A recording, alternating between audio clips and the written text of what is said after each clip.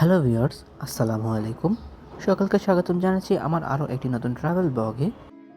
আজ আমি শেয়ার করব নওগাঁ থেকে ঢাকা আসার আমার একটি ট্রাভেল ব্লগ সম্পর্কে, যেখানে আজ আমি ভ্রমণ করতে চলেছি একদা ট্রান্সপোর্টের সর্বপ্রথম মার্সিডিজ বেঞ্জের নন এসি বাসটিতে করে নওগাঁ থেকে ঢাকা আসার সকল বিস্তারিত ভ্রমণ অভিজ্ঞতা সম্পর্কে। আমি এই ট্রাভেল ব্লগটিকে এমনভাবে নির্মাণ করার চেষ্টা করেছি যেখানে আপনারা ভাবতে পারবেন যে আপনারা আমার সাথে ট্রাভেল করছেন। তবে চলুন দেরি না করে শুরু করা যাক আমার 20তম travel blog, travel with Ekota Mercedes Benz non AC বাস।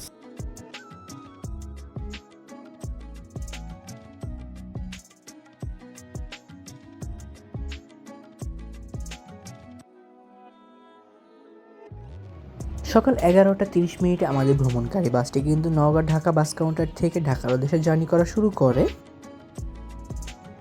আমাদের ভ্রমণকারী বাসটি নওগাঁ থেকে বগুড়া পর্যন্ত যেসব ঢাকাগামী যাত্রী রয়েছে তাদেরকে কিন্তু এক এক করে আমাদের গাড়িতে উঠানো শুরু করে।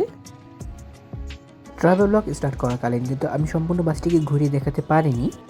তবে একতা ট্রান্সপোর্ট এই লোটে তাদের বহরের 2 ইউনিট মার্সিডিজ বেঞ্জের বাস অ্যাড করে। এক ইউনিট বাস ঢাকা রাজশাহী ঢাকা রুটে, পাশাপাশি এক ইউনিট বাস ঢাকা নওগাঁ বগুড়া রুটে নিয়মিত সার্ভিস প্রদান করছে বর্তমানে। আর নওগাঁ বগুড়াগামী যে বাসটি রয়েছে সেটিতে বর্তমানে আমি ট্রাভেল করছি।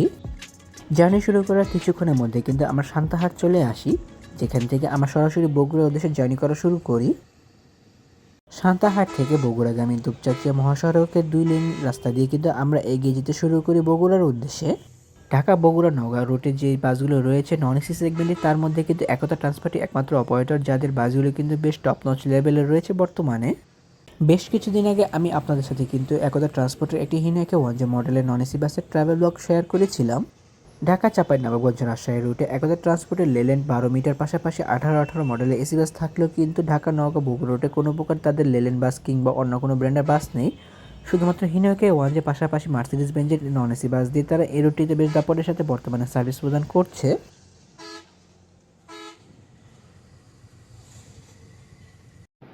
বগুড়া সিটির জ্যামজেলি শেষ করে বগুড়া সিটি থেকে যেসব কাউন্টারগুলো রয়েছে একতা ট্রান্সপোর্টের, সেখান থেকে আমাদের গাড়িতে বেশ অনেকজনই যাত্রী ওঠে। তারপর আমাদের পরবর্তী ডেস্টিনেশন হয়ে পড়ে বগুড়ার national food village. Mercedes Benz OF 1623 মডেলের বাসগুলো কিন্তু আমার কাছে বেশ ভালোই লেগেছে। যেখানে আমরা যে বাসটিতে বর্তমানে ট্রাভেল করছি সেটি কিন্তু একটি প্যারাবোলিক সাসপেনশনের নন এসি বাস। প্যারাবোলিক সাসপেনশনগুলো অনেকটা আরামদায়ক মানের হয়ে থাকে, পাশাপাশি এগুলো কিন্তু তেমন একটা লং লাস্টিং করে না। তবে এই মডেলের চেসিসগুলো কিন্তু এয়ার সাসপেনশনের মতন অনেকটা আরাম দিয়ে থাকে যাত্রীদেরকে। আমার অনেক ট্রাভেল ব্লগ ভিউয়াররা বলেছেন আমি নাকি ভিডিও ফাস্ট ফরওয়ার্ড করে ফেলি। সো আমি সেই দিক বিবেচনা করে কিন্তু তাদের প্রত্যাশায় এবারে ভিডিও কোনো প্রকারে ফাস্ট ফরওয়ার্ড করিনি।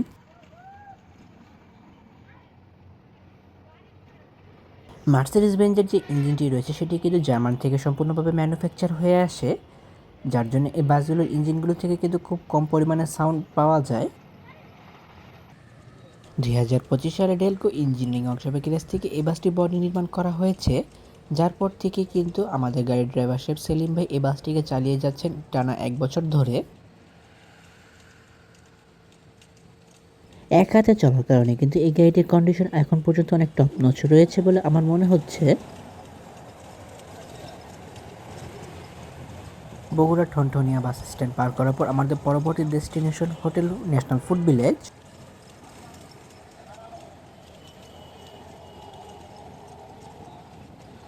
মার্সিডিজ বেঞ্জ OF 1623 বাসগুলোতে আমি অনেকগুলো ট্রায়াল ট্রিপ দিলেও কিন্তু আমি কোনো প্রকার লং ট্যুর দিইনি এখন পর্যন্ত।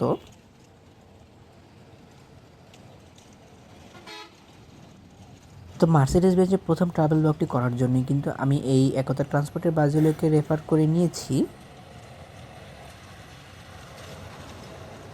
তবে মার্সিডিজ বেঞ্জের এই বাসটিতে জার্নি করার পর আমি একটি বিষয় অ্যানালিসিস করলাম যে এলিপ্যাথিক লিপ সাসপেনশন যেগুলো রয়েছে তার থেকে কিন্তু প্যারাবোলিক সাসপেনশনটা অনেক আরামদায়ক। সাধারণত আমরা মনে করি যে এয়ার সাসপেনশনের বাসগুলিতে কিন্তু অনেকটা আরামদায়ক জার্নি উপভোগ করা যায়। তবে এই বাসটিতে জার্নি করার পর আমার মার্সিডিজ বেঞ্জের বাস সম্পর্কে অনেকটা আইডিয়া হয়ে গিয়েছে, যেখানে এই বাসটির ইঞ্জিন টর্ক, হর্স পাওয়ার, পাশাপাশি কড়া স্পিডিংয়ের পাশাপাশি এই বাসটির সাসপেনশনও কিন্তু বেশ ভালো লেগেছে আমার। হোটেলে প্রবেশ করার আগ পর্যন্ত কিন্তু আমাদের ভ্রমণকারী বাসটি তেমন একটা হেভি ক্রুজিং করেনি। তবে হোটেল বিরতি শেষ করে কিন্তু আমাদের ভ্রমণকারী বাসটি খুব হেভিলি ক্রুজিং করেছে, যার মাধ্যমে আমরা খুব দ্রুততার সাথে ঢাকা গিয়ে পৌঁছেছি।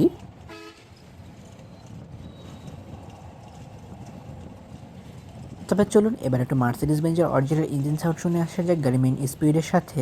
যদি কেউ উপভোগ করতে না চান তবে স্কিপ করে সামনে চলে যেতে পারেন।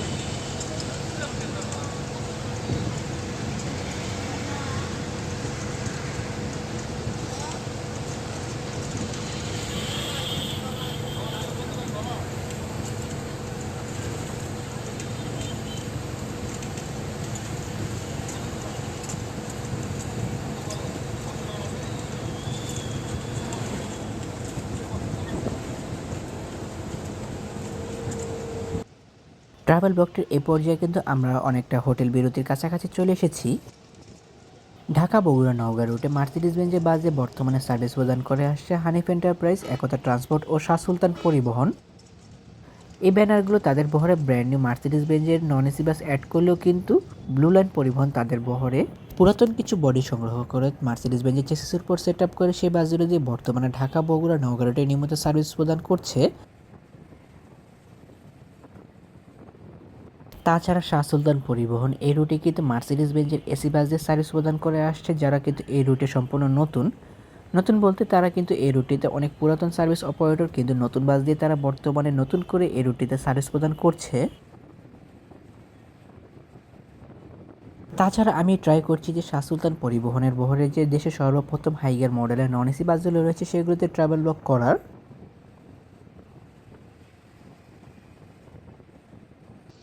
বেশ সুন্দর একটা জার্নি উপভোগ করতে করতে এবং মার্সিডিজ বেঞ্জের বাসে হেভি ক্রুজিংয়ের মাধ্যমে কিন্তু আমরা চলে এসেছি বগুড়া শেরপুরে।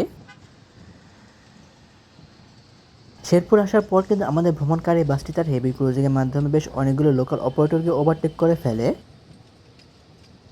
আর এখান থেকে আমাদের ভ্রমণকারী বাসটির হেভি ক্রুজিং করা শুরু হয়, যেখানে সে কিন্তু হিনো একে 1J মডেলের পাশাপাশি মার্সিডিজ বেঞ্জের বাসগুলোকে ওভারটেক করেছে।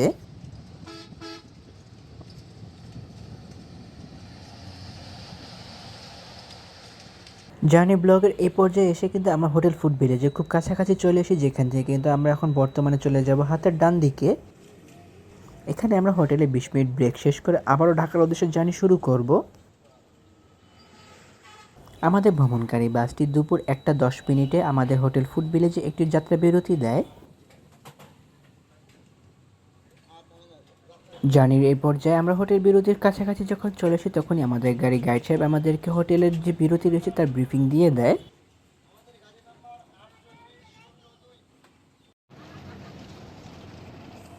বিশ মিনিট হোটেল ব্রেক শেষ করে আমরা আবারও জার্নি করা শুরু করি ঢাকার উদ্দেশ্যে।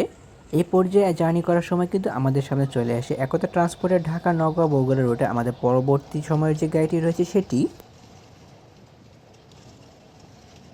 একতা ট্রান্সপোর্টের যে সামনে বাসটিকে আপনারা বর্তমানে দেখতে পাচ্ছেন সেটি কিন্তু আমাদের যে বাসটি রয়েছে তারপরেই ছেড়েছে ঢাকার উদ্দেশ্যে জার্নি করার জন্য।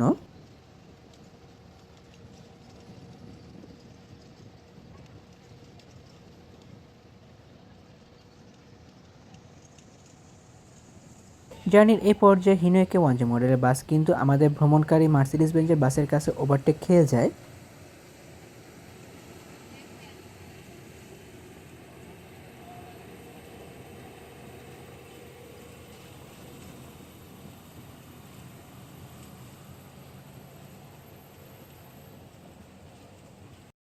দেশের অনেকগুলো মার্সিডিজ বেঞ্জের বাস রয়েছে যেগুলো কিন্তু এখন পর্যন্ত 100তে লক করা।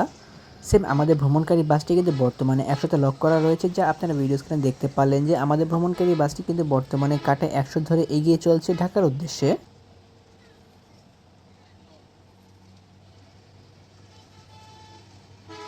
আমরা অনেকেই মনে করি যে মার্সিডিজ বেঞ্জের বাসগুলো কিন্তু লেলেন মডেলের বাসগুলোর মতোই, তবে লেলেন বাসগুলোর মতো না হলেও কিন্তু এই বাসগুলো অনেকটাই বেটার বলে মনে হয় আশোক লেল্যান্ড ব্র্যান্ডের বাসগুলোর তুলনায়।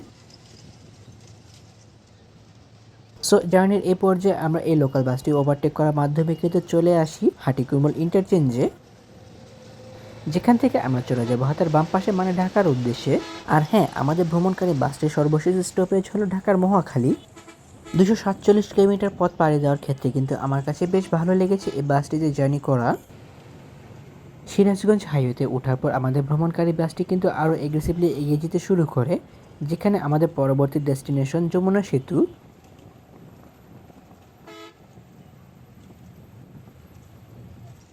সিরাজগঞ্জের এই সাইডটিতে আসার পর কিন্তু আমাদের সাথে অনেকগুলো হিনোইকে ওয়ানজে মডেলের পাশাপাশি অনেক ব্র্যান্ডের বাসের সাথে দেখা হয়ে যায়।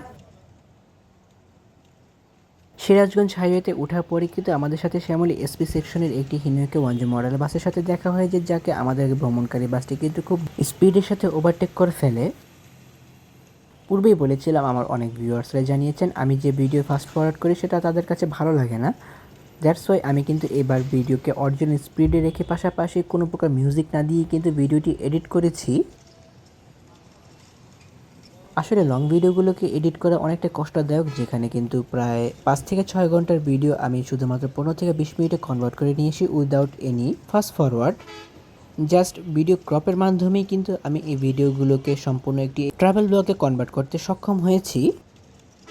জাস্ট মেন কিছু পার্ট রয়েছে যেগুলো কিন্তু আমি আপনাদের সাথে এই ভিডিওতে উপস্থাপন করেছি, যেখানে কিন্তু আমার এই ভ্রমণকারী বাসটির স্পিডিং, ক্রুজিং পাশাপাশি স্মুথ এক্সেলারেশনের ভিডিওগুলোকে আমি আপনাদের মাঝে তুলে ধরেছি।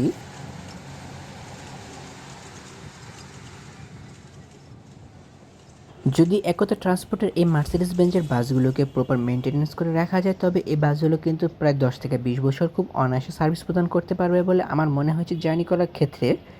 এই পর্যায়ে আপনারা ভিডিও স্ক্রিনে দেখতে পাচ্ছেন যে আমার ভ্রমণকারী বাসটি কিন্তু ঘন্টায় 110 কিলোমিটার স্পিড ধরে এগিয়ে চলছে ঢাকার উদ্দেশ্যে।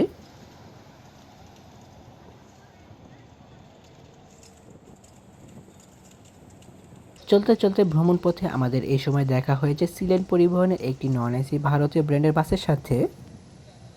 পাবনা থেকে গাবতলী পাশাপাশি নারায়ণগঞ্জ চট্টগ্রাম রুটে কিন্তু এই ব্যানারটি বেশ দাপটের সাথে বর্তমানে সার্ভিস প্রদান করে আসছে, যেখানে হিনো পাশাপাশি ভারতীয় ব্র্যান্ডের অনেক মডেলের বাস দিয়ে তারা সার্ভিস প্রদান করে আসছে তাদের বিভিন্ন রুটগুলোতে। সিলেট পরিবহনের বাসটি কোনো কারণে বাম সাইডে সার্ভিস লেন দিয়ে চলে যাওয়ার পর আমরা কিন্তু খুব দ্রুত হেভি ক্রুজিংয়ের মাধ্যমে যমুনা সেতু টোল প্লাজায় চলে আসি। যেহেতু যমুনা সেতুর টোল প্লাজায় কোনো প্রকার জ্যাম ছিল না, সো আমরা কিন্তু যমুনা সেতুর টোল দিয়ে খুব দ্রুততার সাথে যমুনা সেতুর উপরে চলে আসি।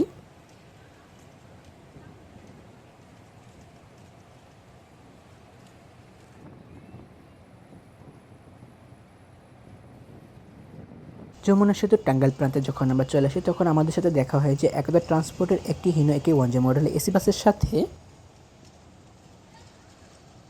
2024 সালের টিআর ক্লাসিকের বহর থেকে সরাসরি এই বাসটি একদা ট্রান্সপোর্টের বহরে যুক্ত করা হয়।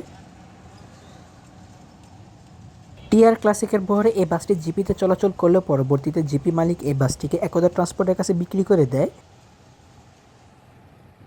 একসঙ্গে 3 ইউনিট এসি বাস যুক্ত হয় একতা ট্রান্সপোর্টের বহরে, যেখান থেকে 2026 সালের প্রথমাংশে কিন্তু 1 ইউনিট বাসকে সম্পূর্ণভাবে নন এসি বাসেতে কনভার্ট করে ফেলা হয়, যেখানে এই বাসগুলো বডি পূর্বে নির্মাণ করেছিল দেশের আফতাব অটোমোবাইলস। যেহেতু হিনেকে ওয়ানজে মডেলের বাসগুলো রেডি কারেন্ট পিক আপস, ধারণা করছিলাম যে একতা ট্রান্সপোর্টের এসি বাসটি হয়তো আমাদের বাস থেকে অনেকটা ডিস্টেন্স মেক করতে পারবে খুব দ্রুততার সাথে।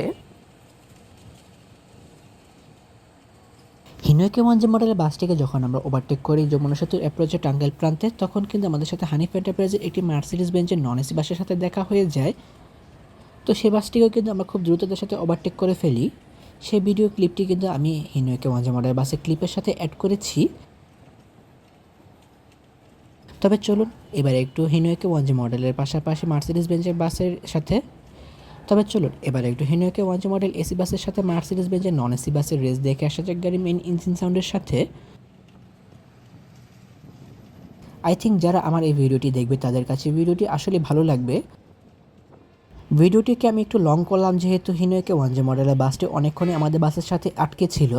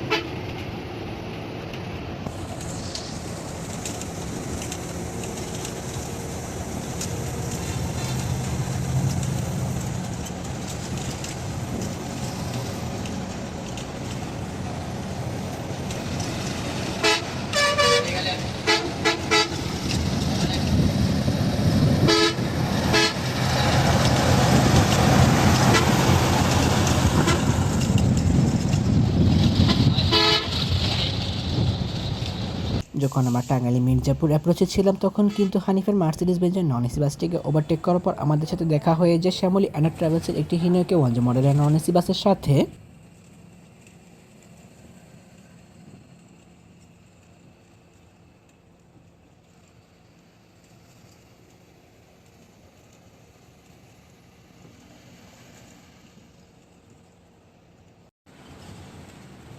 মির্জাপুর অ্যাপ্রোচ এবং মির্জাপুর মোড় পার করে আমাদের পরবর্তী ডেস্টিনেশন হয়ে পড়ে চন্দ্রা।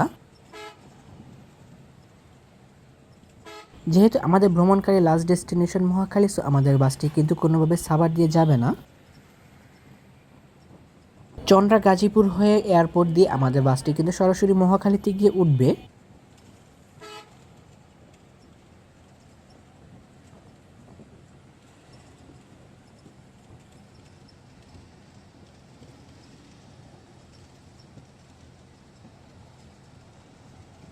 টাঙ্গাইলের এই মির্জাপুর হাইওয়ে রাস্তাটি কিন্তু আমার কাছে বেশ ভালোই লাগে, যেটিকে দেখলে আমার মনে হয় যে আমি হয়তো মাওয়া এক্সপ্রেস হাইওয়েতে জার্নি করছি। মাঝে মেন লেনের পাশাপাশি দুই সাইডে কিন্তু রয়েছে সার্ভিস লেনের সুবিধা।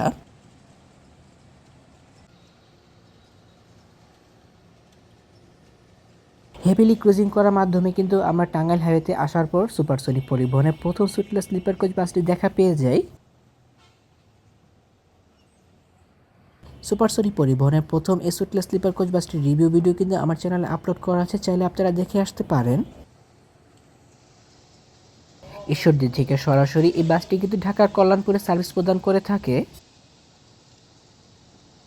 তাছাড়া ইতিমধ্যে কিন্তু তারা ঈশ্বরদী বাঘা থেকে সরাসরি চট্টগ্রাম কক্সবাজারে নিয়মিত সার্ভিস প্রদান করছে পদ্মা সেতু হয়ে। তার জন্য তারা এই গত ঈদ উল ফিতরে এক ইউনিট সুটলেস স্লিপার কোচ বাস বহরে অ্যাড করেছে। যতটুকু শুনলাম সুপারসনিক পরিবহনের এই 12 মিটার সুটলেস স্লিপার কোচ বাসটি কিন্তু লক নয় স্পিডের দিক থেকে, কিন্তু আমার ভ্রমণকারী বাসটি 100তে লক থাকার পরও সুপারসনিক পরিবহনের ওই বাসটিকে খুব স্মুথলি ওভারটেক করে ফেলে। আর অনেকে মার্সিডিজ বেঞ্জের বাসগুলোকে মনে করে যে আশোক লেল্যান্ড ব্র্যান্ডের বাসগুলোর লোগো এবং ব্র্যান্ডিংটিকে মুছে মার্সিডিজ বেঞ্জের লোগো ব্র্যান্ডিং করে তারপর বাংলাদেশে নিয়ে আসা হয়। শুধুমাত্র মার্সিডিজ বেঞ্জের এই বাসগুলোকে ইন্ডিয়া থেকে ম্যানুফ্যাকচার করা হয় বলে কিন্তু এই বাসগুলোকে অনেকে ইন্ডিয়ান বেঞ্জ নামে চিনে থাকে, মানে এই বাসগুলোকে অনেকে ভারত বেঞ্জ নামে চিনে থাকে। তবে মার্সিডিজ ও আশোক লেল্যান্ড ব্র্যান্ডের বাসগুলোর মধ্যে কিন্তু বিশাল তফাৎ রয়েছে, যা আমি এই বাসটিতে জার্নি করার পর বুঝতে পারলাম। ব্লগটিকে আর বেশি কন্টিনিউ করবো না, কারণ অলরেডি 20 মিনিটের কাছাকাছি চলে এসেছে ভিডিওটি। চন্দ্রা ফ্লাইওভার দিয়ে কিন্তু আমাদের পরবর্তী ডেস্টিনেশন হয়ে পড়ে গাজীপুর।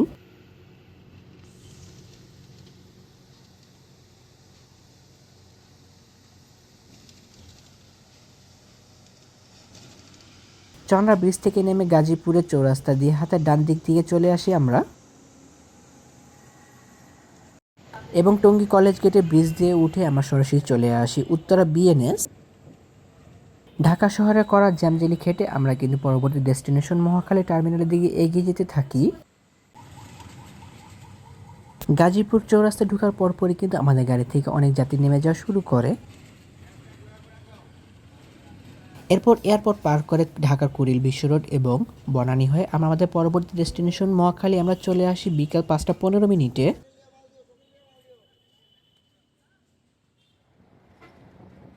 মার্সিডিজ বেঞ্জের এই বাসটিতে জার্নি করার পর আমি একটি যে বিষয় বুঝতে পারলাম যে আমরা অনেকেই যে মার্সিডিজ বেঞ্জের পাশাপাশি আশোক লেল্যান্ড ব্র্যান্ডের বাসগুলোকে গুলিয়ে ফেলি। আসলে এটি একটি ভুল ধারণা। সাধারণত যারা এই বাসগুলোতে এখন পর্যন্ত জার্নি করেনি তারা অবশ্যই আমার মতন প্রথম এই ভুল ধারণাটি মনে পোষণ করতে পারে। পরবর্তীতে যারা মার্সিডিজ বেঞ্জের বাসগুলোতে জার্নি করবে তারা আসলে এই বিষয়টি থেকে অনেকটা দূরে সরে আসবে। জার্নিটিকে রেটিং দিতে হলে আমি জার্নিটিকে 10-এ 9 দিব। ইন্ডিভিজুয়ালি রেটিং দিতে হলে বাসের স্টাফ এবং বাসের ড্রাইভারকে আমি 10-এ 10 দিব। অন্যদিকে বাসের কন্ডিশন হিসেবে আমি 10-এ 9 দিব, কারণ এই বাসটির যে কন্ডিশন রয়েছে সেগুলো কিন্তু টপনোস লেভেলে থাকলেও বাসের জানালাগুলো থেকে প্রচুর পরিমাণে ক্যাচ আওয়াজ আসছিল, যা আসলে লং জার্নি করার ক্ষেত্রে যাত্রীদেরকে একটা বিশেষ প্যারা দিবে।